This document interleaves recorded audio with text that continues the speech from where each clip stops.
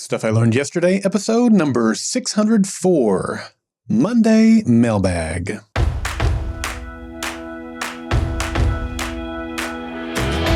Welcome to Stuff I Learned Yesterday. My name is Daryl Darnell. I am so excited that we are less than a month away from football season, and I believe that if you aren't learning, you aren't living. Well, I have to admit, one of the leading motivators for me bringing back SILY was the opportunity to share stories and lessons stemming from my Christian faith. In addition to that, my hope was that these stories would bring in sincere questions from listeners that would in turn bring about a deeper understanding of Christianity, the Bible, and what it means to live in this culture as a Christian, both for myself and for all of those listening. Put another way, I hoped questions would come in that would lead to spiritual growth for both myself and other listeners. Today's Monday Mailbag episode will be entirely devoted to a contribution that I received via YouTube. Here's the question from Wish You Were Here 435. Hi, and thanks for the video. As I want to be a Christian, I wanted to take you up on your offer to discuss context on a troubling Bible verse. I want to be clear that I'm being very honest here. There are many verses that are difficult for me and have caused great division in my family. I have listed a few and would greatly appreciate a response. Thank you in advance. So here are the Bible verses that they listed. The first is Exodus 35:2, which says, 6 days shall work be done, but on the seventh day you shall have a Sabbath of solemn rest, holy to the Lord. Whoever does any work on it shall be put to death.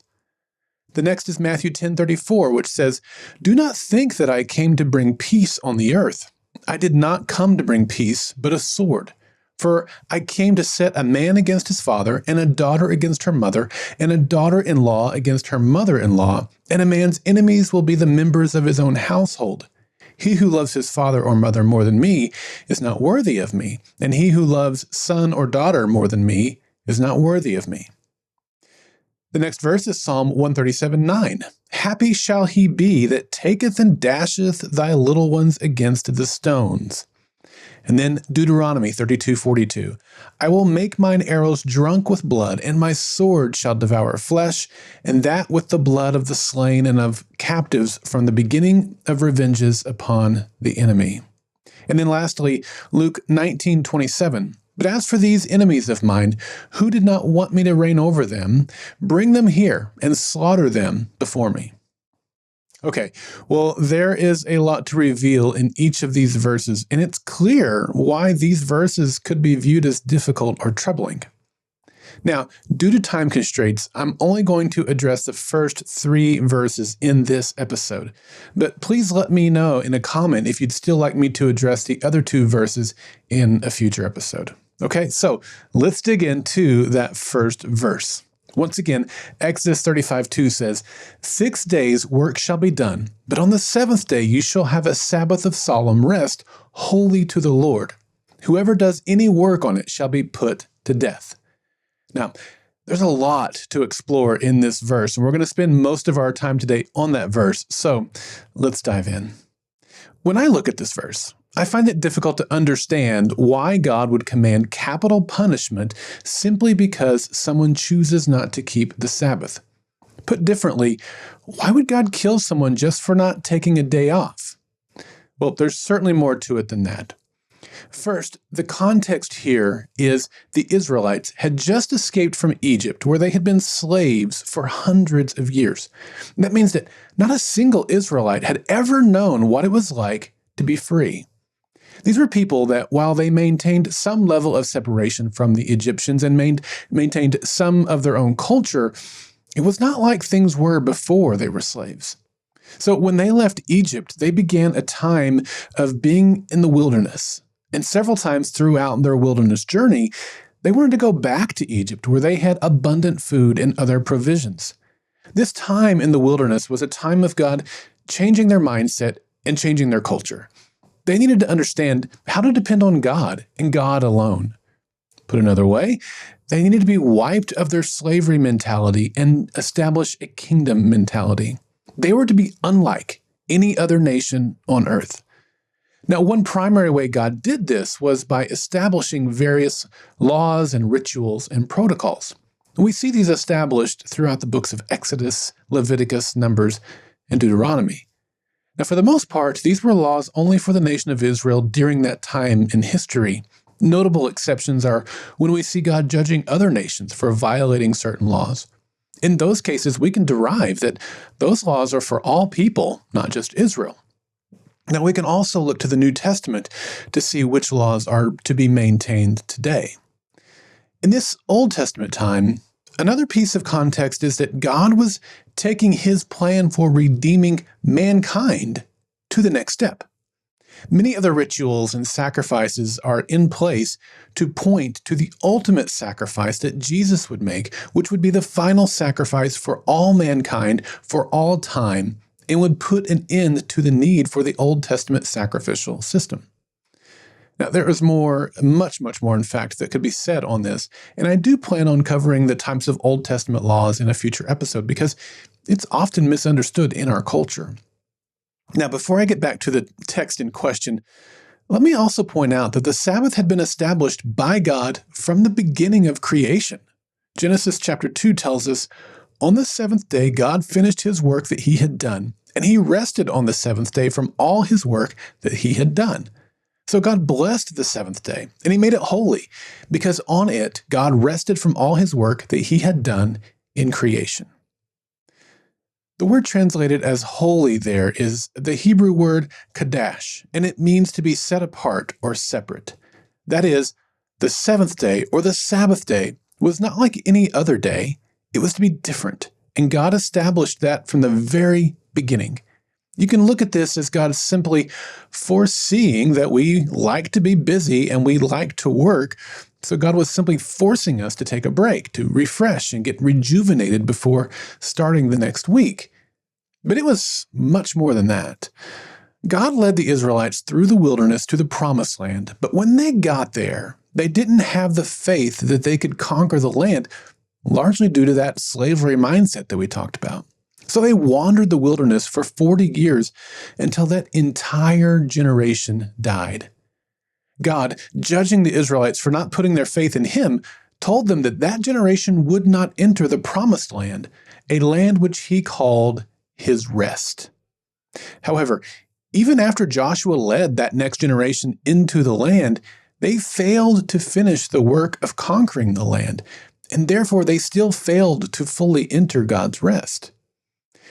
Hebrews is a New Testament book that was written to help Jewish people, help them to understand how Christ's life, death, and resurrection changed the paradigm, and it brought about a new covenant with God and brought ultimate fulfillment to the Old Testament system. Now, in chapters 3 and 4 of Hebrews, we can learn about how Christ fulfilled the Sabbath and rest. Chapter 4 tells us, God's promise of entering his rest still stands. So we ought to tremble with fear that some of you might fail to experience it. For this good news that God has prepared this rest has been announced to us just as it was to them. But it did them no good because they didn't share the faith of those who listened to God. For only we who believe can enter his rest. As for the others, God said, "In my anger I took an oath. They will never enter my place of rest."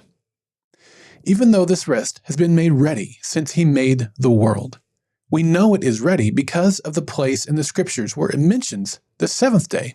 On the seventh day, God rested from all his work.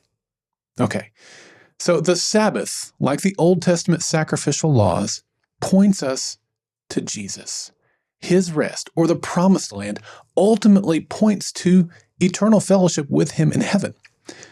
That is, his ultimate rest is found in heaven through Jesus. In Matthew chapter 11, Jesus said, "Come to me, all who labor and are heavy laden, and I will give you rest." So, why was the Sabbath so important? Because from the beginning of the world, God established it as something that would point to the atonement work of Christ. If the Israelites didn't understand the Sabbath, they wouldn't understand how Christ became the ultimate Sabbath. Therefore, keep the Sabbath. In it, rest is found. Now, it still may seem harsh that failing to keep the Sabbath brought about capital punishment. For a better understanding of how capital punishment was used in Old Testament culture, an entire study is necessary. But suffice it to say that just like a crime today can carry with it various levels of punishment up to and including capital punishment for some crimes, so it was in the Old Testament as well. Now, sure, we don't see that taught here, so that's why a broader study is needed. However, one quick verse gives us a great example and insight into this principle. That passage is Numbers 15:32 through 36, which says, "While the people of Israel were in the wilderness, they found a man gathering sticks on the Sabbath day. And those who found him gathering sticks brought him to Moses and Aaron and to all the congregation. They put him in custody because it had not been made clear what should be done to him. And the Lord said to Moses, 'The man shall be put to death. All the congregation shall stone him with stones outside the camp.' And all the congregation brought him outside the camp and stoned him to death with stones, as the Lord commanded Moses." So this passage shows us that if a person was found breaking the Sabbath, he didn't immediately get stoned to death by those who discovered him, nor did he get taken to authorities where they immediately put him to death. Instead, that person was brought to authorities so that it could be determined what the right course of action was for his specific situation.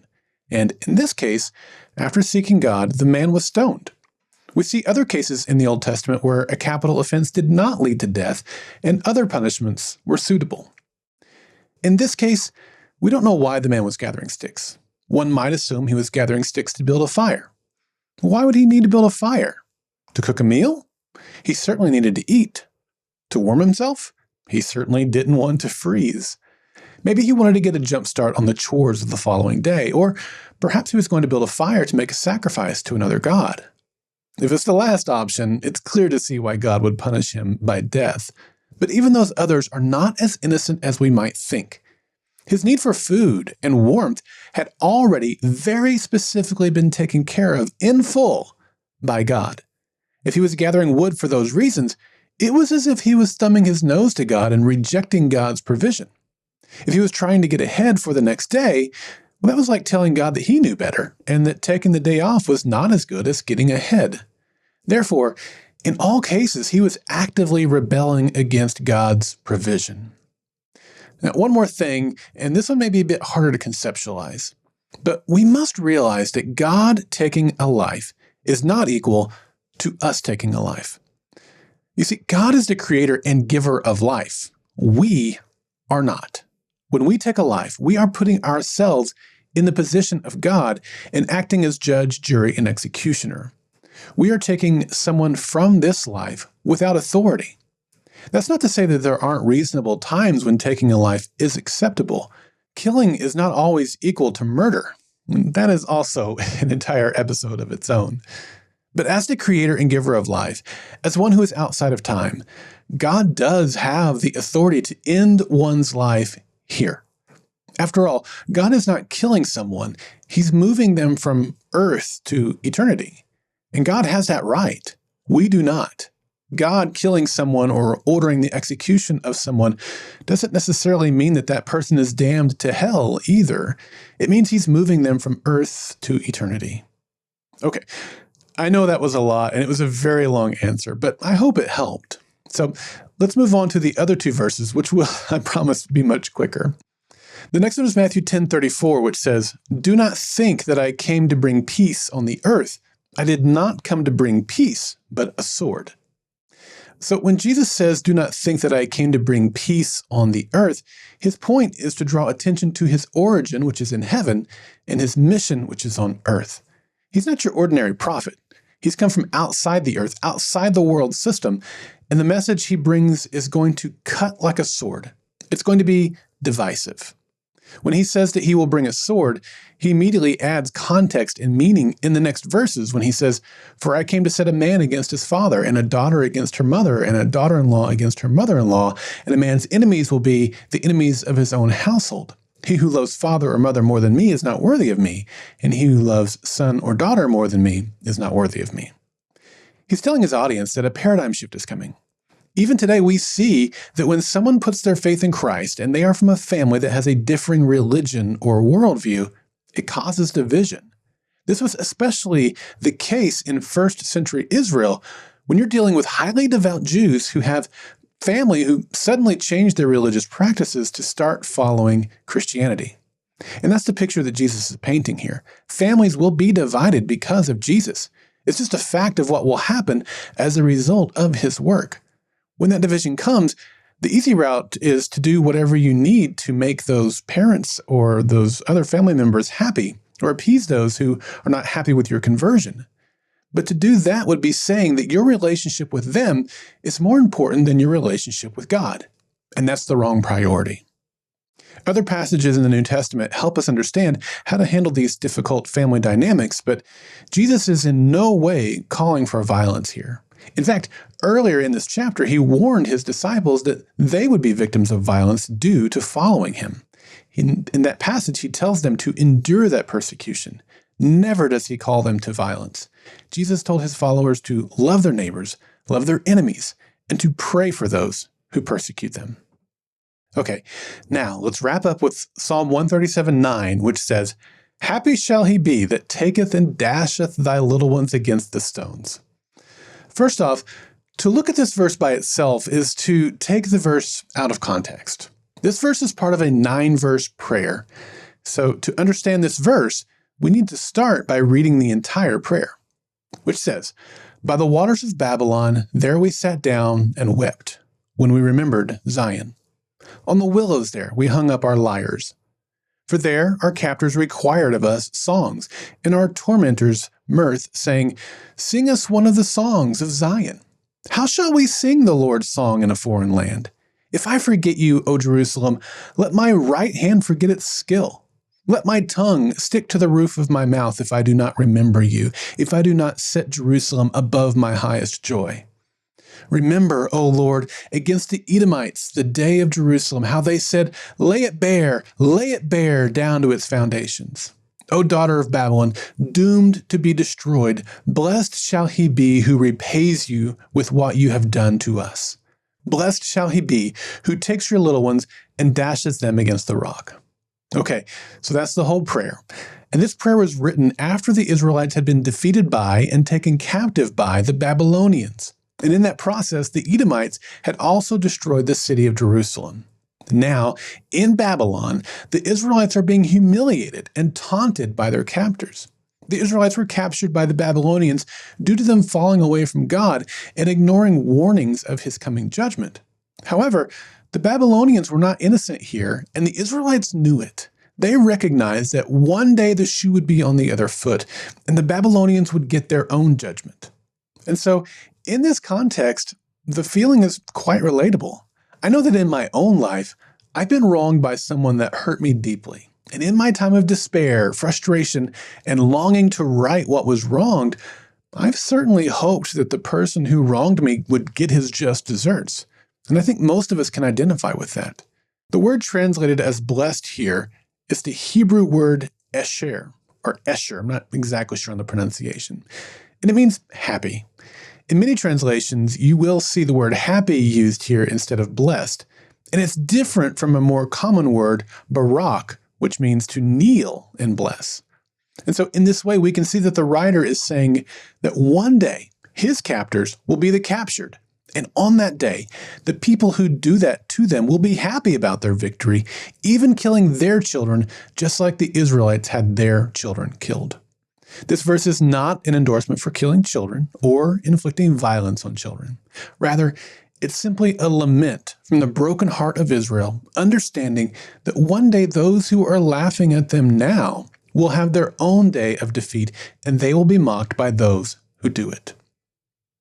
So hopefully that answered and cleared those up a little bit. Thank you, Wish You Were Here 435, for sending in these verses. And I hope that by exploring them today, it's helped bring clarity that will ultimately mend relationships within your family and bring you to faith in Christ. This Monday Mailbag has been very rewarding for me, I have to admit, as it's led me into digging into the Bible and to do a deep study on these passages. So thank you for that. I know that when I take time to do that, I'm always rewarded, and I know you will be too if you'll do the same. Be like the Bereans from the book of Acts and examine the scriptures to see if what I've said is true. Well, the next Monday Mailbag is heading your way on September 30th. You can be like Wish You Were Here 435 was today and send in questions or responses to my SILY episodes, or you can send in a story of your own that you think will benefit others. You can participate in Monday Mailbags by visiting the Golden Spiral Media listener feedback page at goldenspiralmedia.com/feedback or email me at feedback@goldenspiralmedia.com. I'm Daryl Darnell, and this has been Stuff I Learned Yesterday.